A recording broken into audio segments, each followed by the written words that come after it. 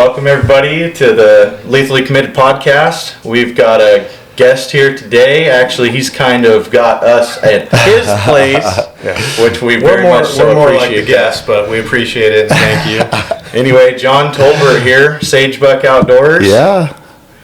What do you think, John? Well, I'm glad you guys are starting your deal. I think that's super cool. It's always fun to have you guys, or have people, more people doing this kind of stuff. It's pretty fun, so I'm kind of excited. I'm not used to being on this side of the questions, so this could be interesting today. I may or may not have a lot to say. I'm not sure. That's all right. It happens all the time on our podcast. Oh, yeah. We kind of get caught up for a second where we're like, That's what this guy clicks right in. Right. Perfect. So Yeah. So anyway, man, how long you been doing SageBuck and how'd you get started? I mean, I know we were talking a little bit before the podcast, but why don't we let the viewers know? Sure. Yeah. No, I started around, I think it was 2010.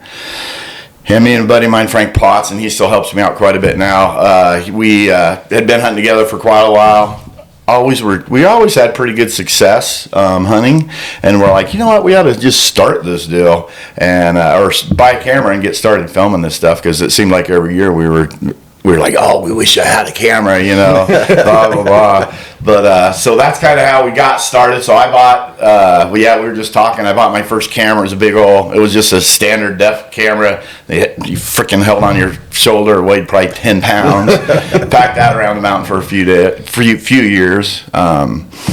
And we actually started out we didn't start with the YouTube. I think I started a YouTube channel, but I didn't put much on there because I didn't know much about it at the time. And we were actually doing DVDs and selling DVDs. Nice. Like that. That's kind of how we got started. And then after a few years, I just like, well, DVDs were going out anyway. So we just started loading them up on YouTube and whatnot. So that's kind of how we got started, and it grew from there. My buddy Daryl kind of joined us probably 7-8 years ago, something like that, and he's put out a lot of good hunts for us, whatnot. So that was good. And what else? Oh, son, grandson, we're getting quite a few people involved in the whole deal, so it's been pretty cool. It's always good. Give you a lot of kudos, because when you're going out and hunting, it's tough to want to film it. I mean, it happens all the time. Yeah. We talked about it this year, like let's get the cameras going, let's do something. But Right. you know, you're so into the hunt 100%. that you don't think about your camera half the time. Right. So it gets tough, but Oh yeah, and you do well, and then the later in the hunt it gets, you're like, screw that camera. Right. I'm here to We need I need to kill something, right? Fill the freezer. But so that is the hardest thing, and if it's not your gig, like when I have people with me or whatever, then it's even harder for them because they're not used to filming, and they just want to. Frank at first, I'd have him filming for me, and he'd get so into the hunt, he wouldn't be on the animal when I'd shoot or whatever, stuff like that, But you do get better at that over the years, and it becomes, you got to make it a focus. It's got to be top priority, or you just miss a lot of things. Yeah, last year, and it's I do a lot of solo hunting too, and last year I had deer, elk, and antelope tags, all great tags, and I was solo on every hunt, and I missed every single kill shot. Oh man! But the cool thing was I had great footage before that, and of course after.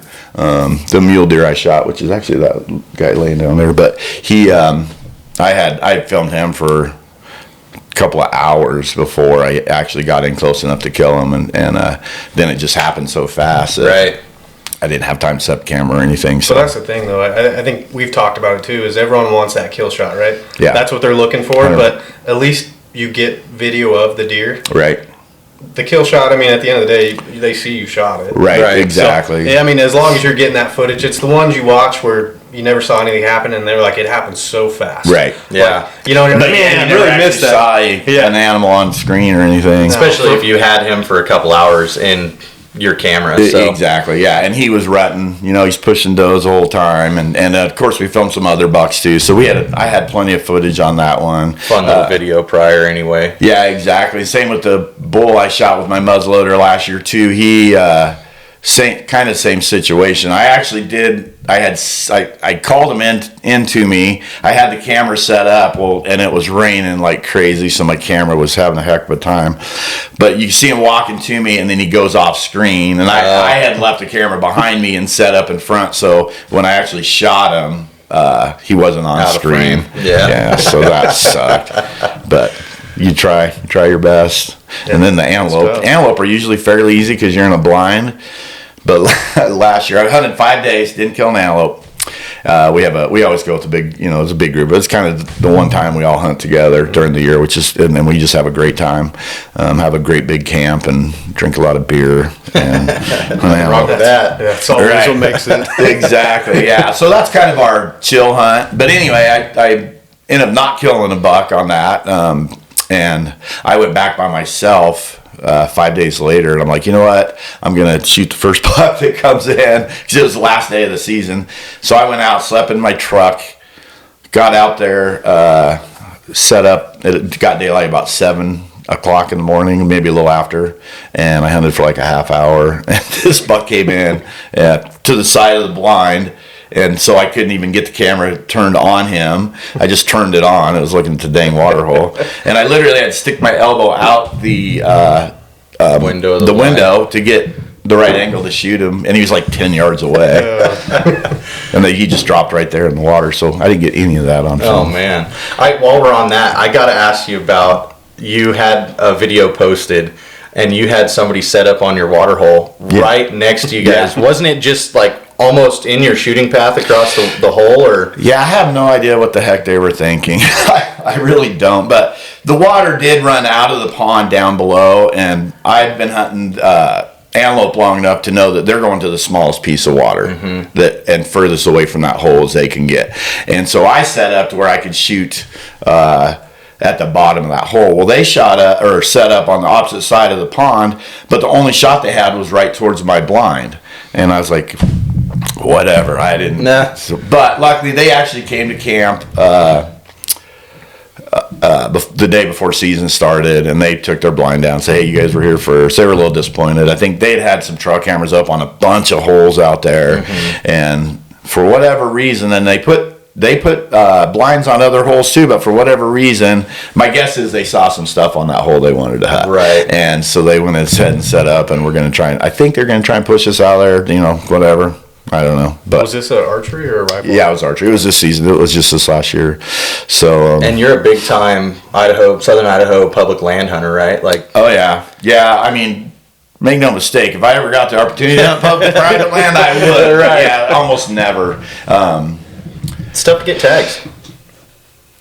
Yeah, it's very tough. It was hard for me to say that last year because I drew every freaking tag I got or I put in for. In fact, when I got back from that antelope hunt, when I went solo, I was driving back, and once I got service again, I got a message from the state of Nevada that I drew a mule deer tag that I had been putting in for 10 years, and I drew as an alternate, and I had to give that tag back because there was no way I had time to do all those hunts. It just wasn't going to happen. And Nevada's a point system, right? Yeah. So if you either use it or you lose it at that point. Exactly. Yeah, I would have lost all my points, but as long as you give it back before the first day of the season, then you retain your points. So that's good. So I did that, kept my points, and of course I didn't freaking draw that hunt this year either. And that's kind of typical, right? Like you're always putting in for everything, get all your stuff put together, and you hope not to draw them all in 1 year, and then 100%. You just wind up doing it, right?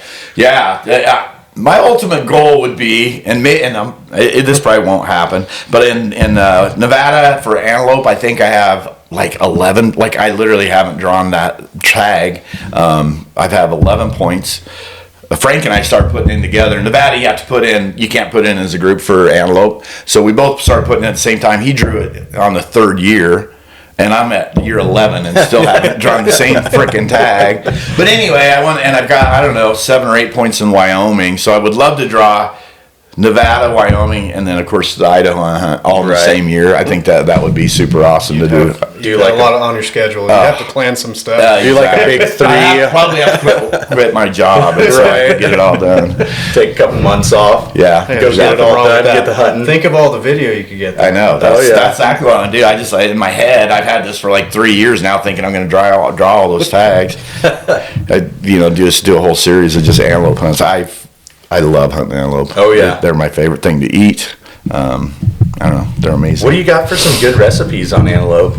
Honestly, dude, I just tell people to keep it simple. I do mine. I do it in like a cast iron grill, right? And then just I'll do some butter, and I mix a little olive oil with it so the butter doesn't burn in the pan, and then salt, pepper, garlic.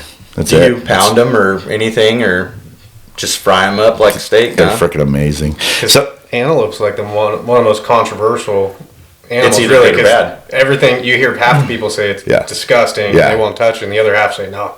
That's good stuff. It's the best meat. If it's one thing we do when we go out there is we take extra ice, like huge. One of my buddies has it takes up half the bed of his truck, and he works for Idaho Power, and he gets ice from them, so he fills that whole thing with ice and nothing else in it. And then as we kill an antelope, we put them in some other ice chests, and then get them as cooled down as fast as possible. That's the big thing, right? Yeah, and then I freeze a bunch of water bottles, 16 ounce and gallons and stuff, and I'll put in there. And that way, I put those around it, so I don't use the ice as much as some of the other guys do, because I don't like to get I don't think it hurts anything, because I've done it before, but I don't like to get them wet. Right. So those water bottles just contain the water, and then you just get the cool from the ice. So you can just shove those all around, and it works really well. Especially because during antelope season, it's in September, right? Yeah. Or August? September, yeah. So, I mean, you're still in the 80s some days.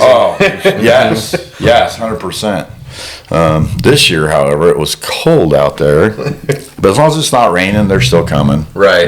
They're retting. Two things I got to ask you about antelope, because you're big time on it, right? Yeah. I've always heard don't shoot a running goat, or one that's been up running. The adrenaline kills the meat. Mm-hmm. And I've heard don't get any hair on the meat. The hair spoils the meat, makes it tainted or whatever. What do you think on your opinion for it? I don't think it matters. I probably shot close to 30 goats, I would say. Yeah. And I've got hair on them. I've shot them in when they're pushing does all over. One year I shot one. And it's actually one of my videos. It's super cool. I actually shot him too high. He went to lay down, and another buck came over the hill, and he went and started goring him, and it got him back up, and they spun in circles and fought until that antelope finally died. It was pretty crazy. It was cool, but he tasted great. I think the cooling them down is super important. Fast. Right. I mean, that to me, and I don't like to get hair on any animal, so I do avoid that as much as possible. But I've got some, I've never noticed that it happens. Yeah. I do think like if you wound them and they run. I did shoot one probably 4 years ago, and I tracked him. Well, actually, I didn't track him. I could see him the whole damn time. I chased him for like 2 miles, and I finally wore him out because he was hurt bad enough that I was able to walk up and shoot him. And so, but it was hot, and he was alive for quite a while after I shot him the first time, and he probably wasn't the best tasting goat I've ever had. Right. He's probably the worst one, but it still was fine. It was good. If you know how to cook it, then it doesn't matter. That helps. Exactly. And don't overcook them either. It's usually any wild game. That's the worst part. Is I think most people overcook them real easy because they have a little gristle to them, where venison doesn't really. Yeah. Not the back straps and stuff are super tender. Another thing we do too is at camp. That's one of our meals we have is once we start killing the antelope, we'll eat the hearts at camp that night. Just kind of a tradition that we have, and they are so good. Really? Oh, they're amazing. Yeah. I did my first venison heart this year. Did you? I years and years ago did liver, and I was going to get the heart and wound up shooting the heart right out of it, so didn't get to try the heart. And liver is a very acquired taste, right? And so I can't do it. Me and the wife, we both tagged out this year, and I was like, I got to try it. And we did like just an LEM backwoods chili. Yeah. And you just add like pinto beans and some tomatoes and stuff, and did venison heart chili. Yeah. It was really good. I'll bet. It was That really sounds good. Yeah, we just fry them out there, same as I would cook a backstrap or something. And Just fillet them down, butterfly them out, and cook it like a steak. Yep.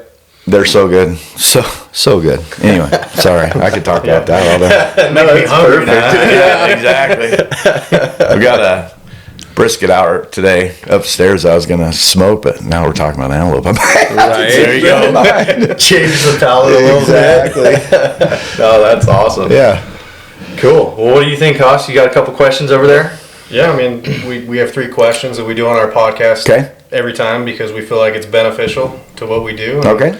So let's just get right into it. Do you do any kind of duck or bird hunting in general, or are you strictly just big game? So a decision I had to make years ago was I used to love hunting birds and stuff. Well, I probably still would, but I had to give something up because I spent so much time in the woods, doing big game stuff and filming, and I've done a lot of films. I shouldn't say a lot. I've done a handful of films for Deadline Outfitters. So not only on my hunts, I'm filming for other people at times too. And at some point, I got to figure out time to edit all that stuff. Mm-hmm. So I did. I gave up bird hunting quite a few years ago. My buddy Frank does a lot of bird hunting, and so we've been talking lately about me going bird hunting with him. So, back into it. Yeah, and he does a lot of bass fishing too, and that's another thing that I got out of was fishing altogether. And so he does bass tournaments, smallmouth bass tournaments and stuff like that. So he's got a super nice boat and blah blah blah, and so he took me out this year and we had a blast. We caught probably 30 or 40 freaking smallmouth bass in a very short amount of time, and it was awesome. So my plan is to start doing that more. Yeah, I just gotta quit my job, so I have time to do all the stuff I want to do. There's something about that 9 to 5 that gets in the way. It screws up all your hunting season. Yeah, exactly. All your plans that you want to do, and you're still working 9 to 5. Right, and then and of course all the other dumb stuff I decided to do, like start a T-shirt business and stuff. It all takes time away, man. It does. It's a load. Which you guys can see it. He's got some nice T-shirts. I don't know. And you got a website and everything? Yes and no. I have one I hate, and I'm in the process of doing a new one. I've actually started a Shopify site.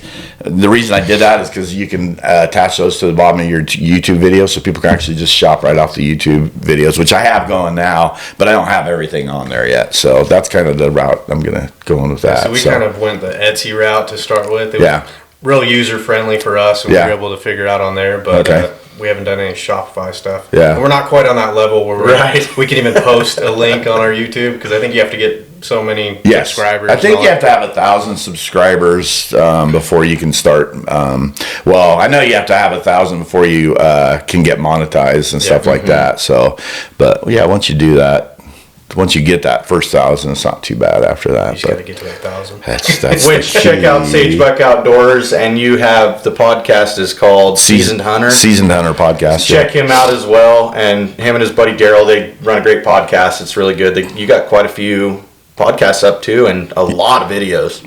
Oh yeah, I have probably. I know there's over 300 videos on our channel, so just because we've been doing it for so long. Oh yeah, so I can't even keep up with them. I'm still working on the old ones, and you've got all the ones from this season coming out, and I'm like, uh-oh. Right, that's funny. Technical difficulties. We're back. We have to throw something in there where it's like, shh. Right. Oh yeah, good idea.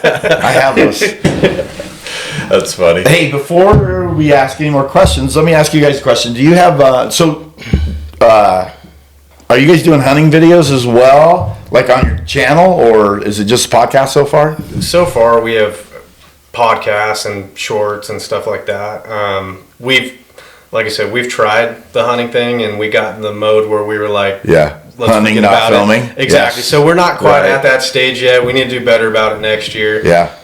We're going to be doing some pheasant hunts here soon, so I think that'll be a little easier because we can wear a GoPro, and not everyone has to shoot when you're going pheasant hunting. So right. Someone could be shooting the camera. True. Together. Well, and also like for dove season this year, this is kind of where we got into the cameras and stuff. We're like, oh yeah, man, we're going to get into this dove hunt. We're going to have all these birds flying, all this stuff. I had a nice place, public land, shot a bunch of birds last year, had a great time. We got got like 4 or 5 guys out there, not a bird flying anywhere, and like, of course. And then we're like, okay, so then we go set up on another spot that evening, me and him, and like shoot a whole bunch of birds, but like only catch a few good. Really not too far clips. from your house, honestly. Yeah, Oh, it's is that just right? a couple miles west of here. And we shot our limits there, but and the one hard thing was we had cameras everywhere, but they're so small too. You can't see them. They're tough. It's so tough, that's for where sure. it kind of, we had plans to put that video up, but it wasn't on the quality stage that we wanted. So. That's one thing, one decision you have to make too is quality's pretty important. Yeah. You know, people get tired of watching where they can't really see video. it. Yeah, so you don't want to set that standard. You know, Well, it's right. better just to eat that footage. So And two, most people, I mean, big game, they want to watch that. Dove hunt, you know. right. Yeah. It slims it down quite a bit on who wants to watch it. That's true. I did actually. My best video is a duck hunt on that Hagerman Wings farm. I went and filmed filmed a video for them up there one time, and of course it was ridiculous. That place is unbelievable. I bet. But anyway, that duck hunt is like one. Well, actually, there's a mountain lion hunt. I think is our highest viewed video, but that duck hunt's definitely second. Right. By far. Yeah, so to finish answering your question, we're going that direction. We just, I mean, the 9 to 5 and the kids, I mean, we all have littles, you know, so it's tough to get really diving into a full spectrum of what we're doing. And then, like, he was hunting this year and then with his dad, and I was hunting with the wife and the kids. Right. And so we're peeled apart. So then you go back to that whole shooting solo kind of a deal. Yeah.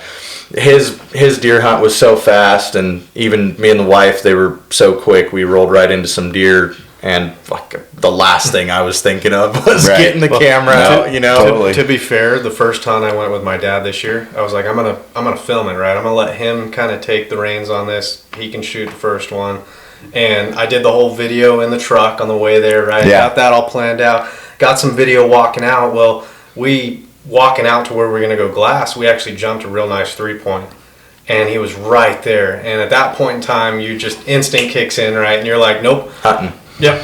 So the camera work is gone after that, and so it just never panned out the way we wanted it to. Right. And just like you said, you know, you got to devote that as the priority away from, you know, where you might have to lose a deer or something if you want to catch the footage. Yeah, it's a decision at some point for sure. You know, and I'm not too fond on the GoPros really, right? Because I mean, yeah, you get the footage or it's up close, but it's such a wide angle view, fisheye, that you can't really see it. Because I mean, back in the day, I mean, probably 10 years ago, we have a duck hunting video that I posted on there, and everyone used to comment on there, sky bust and yada yada. I'm like, they're dropping right there where we're shooting them. Like they're close. You just can't get that good footage. So that's kind of where I'm not a fan of wearing a GoPro and using that as your full footage. Yeah, a lot of people try to do that, and it's great for B-roll or extra footage. You know, like I said, that pig hunt in California. If we didn't have one on his bow, we would have never got shot because I did not turn the camera on.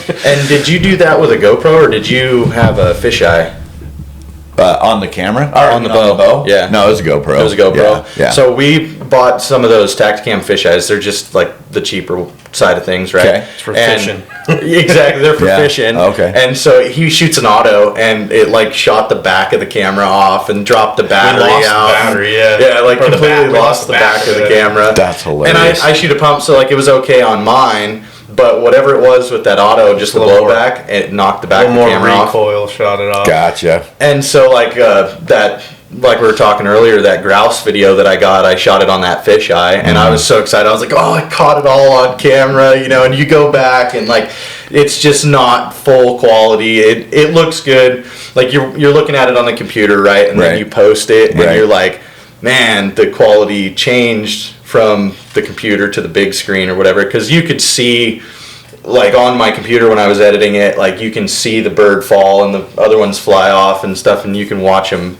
actually take a shot. But some of it just kind of got lost in the pixels there on that camera, which we need to get like a better Tacticam, like a shot cam or something like that for stuff like that. Exactly. But luckily this year, and it was kind of weird, like I got my buck that morning, and the wife that evening, she shot her buck, and he like fell down, stood up, and then finally laid down, and he was just out in the sage. Well, I'd still had my rifle in the truck, just in the back, and I was like, I don't want to lose this deer. The canyon's right there. I was like, I'm going to load up just in case we jump him again. I could back her up. And I grabbed the GoPro, threw it on my head, and was just walk out there. And she had walked past him a little ways, and I walked almost to him.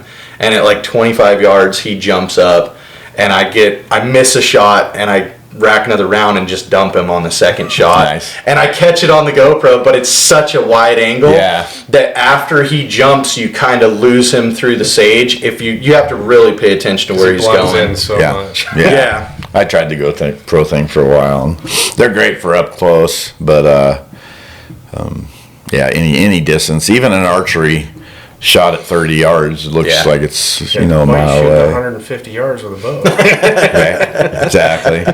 I do use them though. I have two really old ones that I've held on to because when I'm bear hunting in the spring, we bait and I'll put them on trees I always put one right above the bait, so it's just looking straight down on them, and then one on a tree close, and I have a remote when I'm in the tree stand. I just start that, and you get some totally killer. I've got some great footage using those things. Pretty good when it's up close. Exactly. Personal, Yeah, there's I posted a video just a while ago. It was a few years ago, but the bear went up. I thought he was going to eat the GoPro. He went up and he stood up on the tree, looked right at it, and his breath hit it, and it fogged up the whole camera, but it's just super cool.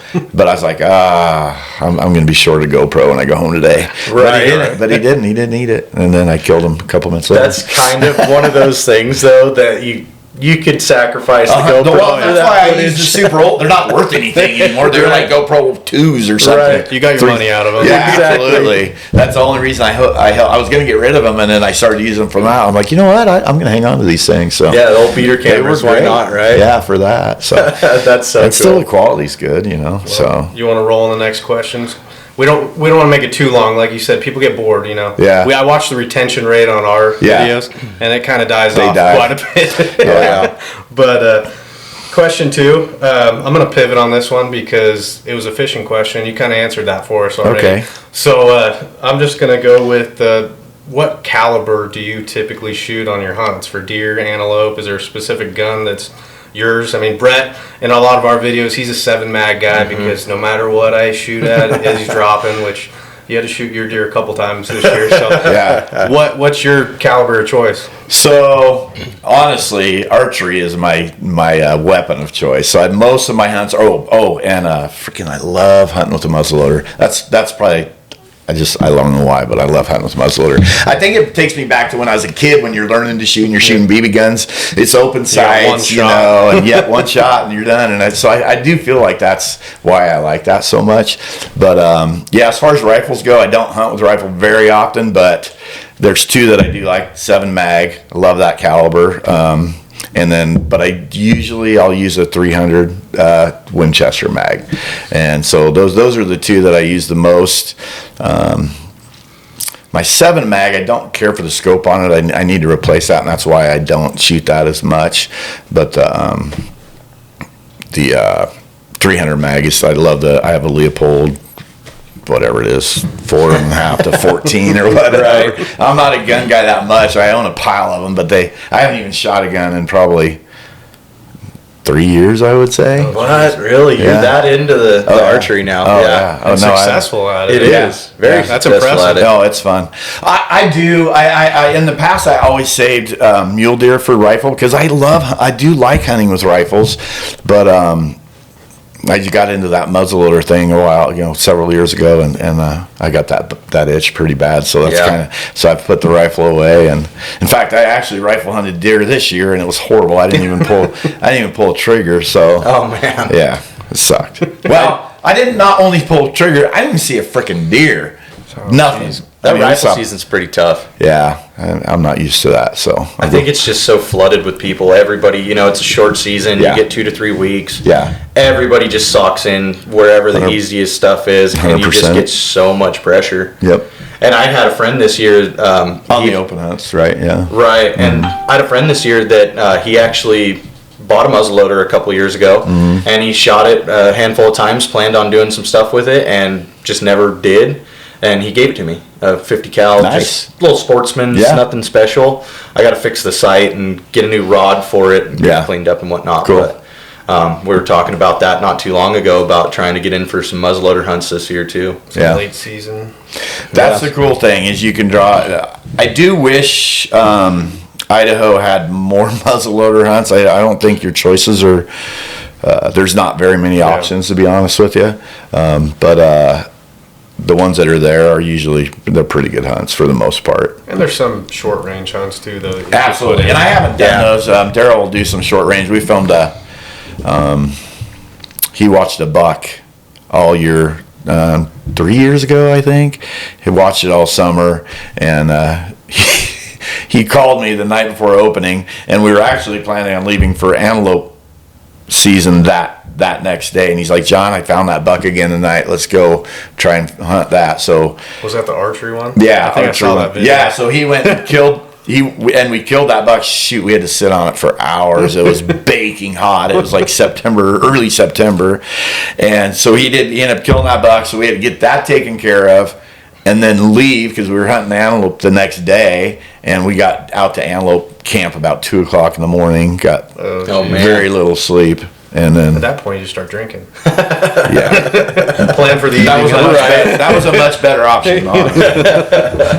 See, in the last 2 years, I've drawn that Snake River short range elk for 53. Okay. Limited tag. The open short range. But I went out last year and we hunted like 4 months of the 5-month season. Yeah. And I just couldn't find them out in the desert. I mean, it's tough. Just getting on them. And once the sage gets tall, anything lays down if it's not moving. 100%. And we're glass and go. Each ridge, glass for 30, 40 minutes. Move on and just keep going because we're just trying to locate at this point, just get a herd pinned down. And we got the kids, right? So it like hiking, and you know how it goes in the desert. You could hike miles in the desert and never see anything. Oh yeah, because you're not in the right place. Right. So you kind of really got to get into that glassing over and over again. And we never put hide or hair in our glass last year, and then this year we've been so busy with not only the podcast and work and everything else, and then I've got the deer. Going home today, we're gonna grind everything up and make some snack sticks and some sausage. Nice. So I haven't even gotten out to elk hunt this year, so I will probably eat that tag. Yeah. Hopefully not. I mean, it is getting late enough in the year where we kind of can get them located a little bit better once some snow falls and whatnot. Sure. And we'll see what happens, but that short range hunt's tough. Yeah, it is tough. Desert elk for sure. I mean, desert hunting's tough. I spend so much time in the desert, and it is one of my favorite things to do, to be honest with you. I spend probably more time than I should out there, but it is. I don't think people realize how much stuff is out in the desert. Yeah. It's incredible. Well, they're great at hiding. Yeah. You walk right past them. Absolutely. Unless you step on them. You wouldn't even know they're there. Well, and they'll pick the littlest swell that you don't think anything would ever even walk down, and they'll just vanish. Yeah. The other thing I noticed when I first started hanging out in the desert more was it's easy to get lost. Yeah. Like all looks exactly the same. It all looks the same. There's no landmarks, and this was before Onyx or any of that crap, and it's like there are a few times I was like, holy shit. I was shed hunting one time, and another passion, by the way, in case you couldn't tell by my tree. Oh yeah. But anyway, and it was getting late, and it was starting to rain and stuff, and I had found a pile of sheds that day, so my pack was heavy as heck. Excuse me. I start walking back towards the buggy, and I realized I don't know where this damn thing is at. Had your eyes on the ground, and you get sidetracked, and you're not paying attention. And it was a new area to me; I didn't know it very well at the time, I was getting nervous. It was getting dark. I was soaking wet, and I finally found a road, and I was like, I don't know where I'm at, but I do know I need to head south. So I'm not leaving this road. I don't know if it's the right road. Right. I have no idea. So right at dark, I had walked about another 3 miles down the road, and there was the buggy. I was on the right road. I was like, oh, I just got saved. It was cold, but anyway, yeah. And then where I was hunting at, dang it, where I was hunting at, it's like a 35-mile ride on the four-wheeler. Oh man, side by side. So yeah, and I was freezing and soaking, and it was raining and snowing and mud throwing mud everywhere. So it was a long ride. It was home an that interesting night. Yeah, it wasn't fun. ordeal. Makes for a story, though, right? Exactly. You always remember. Yeah. Well, I've got better ones, but we don't want to get into that Came home too with much. a pile of sheds, though. Yeah, that time. Yeah. Still, it's all about the experience. So, I mean, it's that's what you're there for. Exactly. Is this your shed dog here? This is Remy, my shed dog. Sorry about that. Yeah, it's all right. I was. We kind of came across him as a pup. He was given to us, honestly. And like I said, I don't bird hunt anymore. He's a German Shorthair. You can't see him, but I just said, well, I want to do something with him. So I started training the shed hunt, and we have that sagebrush right behind the house here. So I would go hide sheds, and then I'd let him out of the house. And after the first couple times, he realized what we were doing, and man, he started bringing them. At first, he'd just bring them back to the yard and drop them, not bring them to me. But now he's got to the point where, he just brings them right to me, and he finds sheds that I would never cool. find. Oh, yeah. Yeah, it was super cool. In fact, he found one this year that I did see, and he ran down and grabbed it, and we were a ways from my pack. I dropped my pack, so I had a bunch of sheds on it, and he brought it to me, dropped it down. I scratched his belly. I always congratulate him, But then he picked it back up, and he ran it up to the pack ahead of me and just dropped it right at the pack. That's so cool. It was awesome. He knew where it was. 100%. He knew what was going on. That's when you know you made it. Yeah, exactly. He struggles with elk sheds still. He's still pretty young. Oh, sorry. He's still pretty young, so the heavier elk sheds, I think, the small ones he'll pick up pretty easy, but the big ones, he does two things. One, he just smells them and keeps walking. It's like, thanks for the help. Or sometimes he'll just sit next to him until I get there, and I'll pick him up. But yeah, he's a good guy. That's awesome. Yeah, that's something I'd love to get into too, is shed hunting. It's big up here. Everybody loves it. It's a freaking addiction. If I had to pick, I would shed hunt over anything, honestly. Really? Yeah. It's fun. I love it. It's like that lost gem, you find out in the middle of nowhere. It's an adult Easter egg hunt. Exactly. So. And then you make cool Christmas tree out of it, right? Yep. Can't go wrong. Which, by the way, John's Christmas tree is pretty awesome out of all of his sheds. Yeah, it's fun. We've done that. I think this is the 5th year we've done it, and it's just kind of become a tradition for our family. We always do it a little early because it's so long. It takes so long to build, and you don't want to, do it for a few weeks and then put it away. Sure, So we always do it early. But yeah, the family, the kids all come over, and we do a dinner and set up the tree, and it's pretty fun. That's awesome. Yeah, that's awesome. Grandkids are starting to get into that, so it's cool. Yeah, that's always the fun thing too, right? You do it with your kids, and then you get to see their kids do it as well. Yep. That's always awesome. Well, what do you think? Question 3. We got one more question. Yeah. Do you have any events or hunts planned for 2025? Nothing planned because I always wait for the draws to see where I'm going to be going. But we will, and if I don't, there are general hunts that I take that back. I do antelope every year. That's a gimme. So that hunt we do in September, and that's a for sure thing. But were we talking about that on camera about the other Wyoming and Nevada? I can't remember. But anyway, I'm hoping to draw some of those hunts, and that's when I start planning. It makes it a little tough. Kind of wait it out first, see what you can get. Exactly. I still have a deer. I still have that deer tag where I saw no deer, but it's good for a late season archery deer hunt, and I will do that in December. So nice. This year, so hopefully that turns out good. But we'll see. Right on. But yeah, it's hard to plan until you know what you're going to hunt. What about events? Do you have any? We're planning a bunch for the shirt business. You mean? Yeah. So we're doing. We always do that Western Days one in here in Twin. We applied for one in Stanley, so I haven't heard back. I'll hear back in December on that.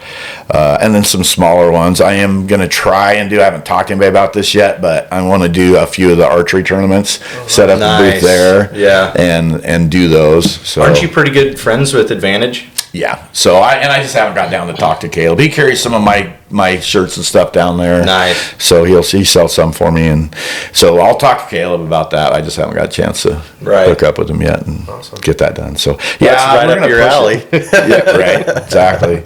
Well, that's what I thought too. Why I haven't done them yet is beyond me, but. It's hard to get life the time. thing, right? Well, it's life, yeah. Like I say, I got to quit my job so I can start doing more of this stuff. Right. Yeah, so anyway.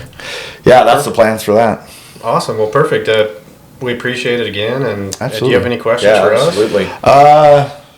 No, I'm just glad you guys are doing this. It's kind of fun. This is kind of fun to be on this side of the camera. I was actually really shocked when you came back and you're like, "Do you have time this weekend to do the podcast?" We're gonna make it work. Yeah, you know what I mean? It's hard. I have a hard time making because my days off, whatever. Right. It's hard, but this weekend just happened to work out that I was off the weekend, and so I thought, you know what, if we're gonna do this anytime Might as well soon, it's gonna be today. So. I was kind of thinking we'd plan it out or something, and then you were just like, "I got Saturday off," and then I talked to the wife, and she's like, "You got to be back by 11," and I'm like, "Oh no!" And John works late, and you're like, "Well, I'll pull my butt out of bed. Let's do it." Right. And so we were super excited. There's always excuses to not do stuff, so at some point you just got to figure it out. Exactly. Get it done. Exactly. So. And that's all we're trying to do. You know, we're just trying to get into the game, same as you, you know, and we just enjoy doing it, and we're kind of hoping everybody else can, like you said, you laughed when you watched our podcast and stuff. And that's what we're trying to just keep it airy and light and kind of joking. I mean, we're so new into it at this point that, I mean, you just got to build off of something. And so starting somewhere, you just got to pick which one you need to do. And you never start at the top. So we kind of landed on the podcast, and so far it's fun. It's been a blast. It really is fun. It is like fun. we tell everyone. I mean, we're gonna sit there in his backyard, drink beer, and talk about shit regardless. But we might as well put camera. Might as well put it on camera. Right. So it's been fun, and this has been a really good podcast, and I really appreciate you having us out, man. Fun. It was fun doing it, and I hope you guys keep going, and anything I can do to help you guys out, we I'd be happy to. So maybe we'll have to make it like every few months or something, or once, twice a year, and talk about the last seasons and that kind of stuff. So I'm sure you got plenty to talk about, don't you? Dude, as I was talking, there were so many other stories that were popping into my head. But I was like, it's tough to pick one, I guess. Yeah, exactly. Especially when you have so many good ones, right? Yeah. Well, I don't know how great they are, but there's a lot of them, I guess. So. Right. But yeah.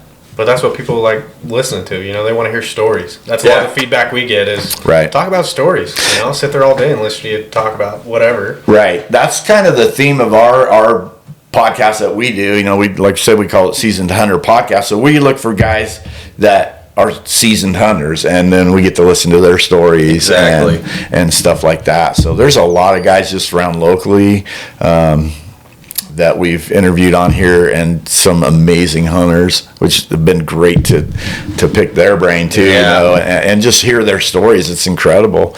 And then, you know, we did have Joel Turner on here, which is, he actually, he trains people on archery shooting, the art of it. He's got a whole little mantra thing that he does. He's out of Washington, but he taught that to Joe Rogan. So he's been on Joe Rogan's podcast 3 or 4 times. So he came down and he was doing a seminar in Boise. He's from Washington. And so he drove from Boise down here to Twin and did a podcast with us and stuff. That's so cool. Super cool dude. Yeah. And if you do want to anything about hunting, that one was based on archery, but it's the mental aspect. So you can apply that to any type of hunting. Yeah. So if you guys haven't watched it, I would encourage you to go watch that video. It's pretty cool. It's a great conversation with him. So definitely. Yeah, we want to do one. His dad's got a friend that does Idaho for Wildlife. I think that would be a pretty good one to put on our podcast as well. Yep. But this is great because you're kind of helping us break the ice and get into it, because like when you talk and you speak on camera, like you have it down. Like you're perfect.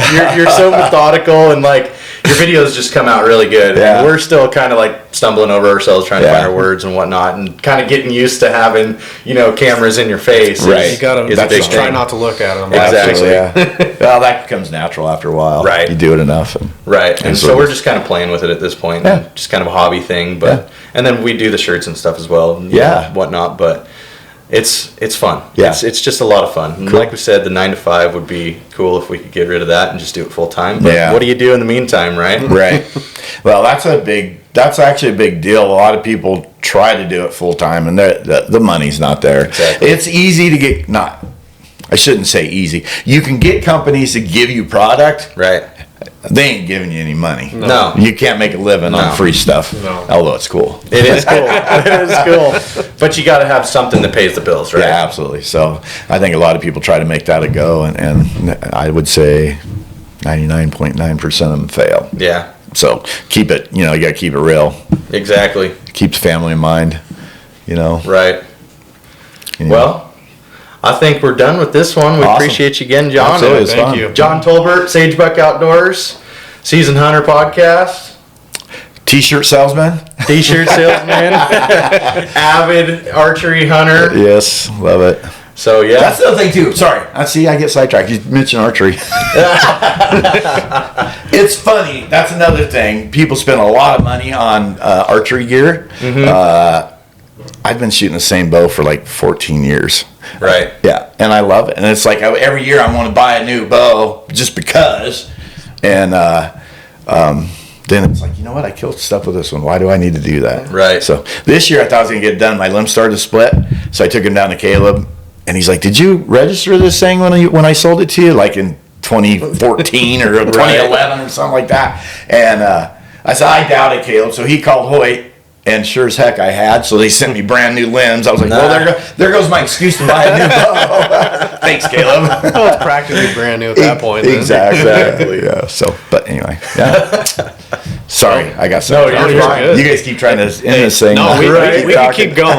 Exactly. But well, we appreciate it again. Thank you. And, Oh, it's fun. Hopefully we can do it again sometime. And Absolutely. Get together and do some other stuff. Yeah. Check out SageBuck on his YouTube. Check out his Shopify. We also have our Etsy, lethally committed at etsy.com. If you guys have any questions, get a hold of us, lethallycommitted@gmail.com. Yeah. Cool. Check out John Tolbert. Thanks, guys. Yeah, We appreciate you. Yeah.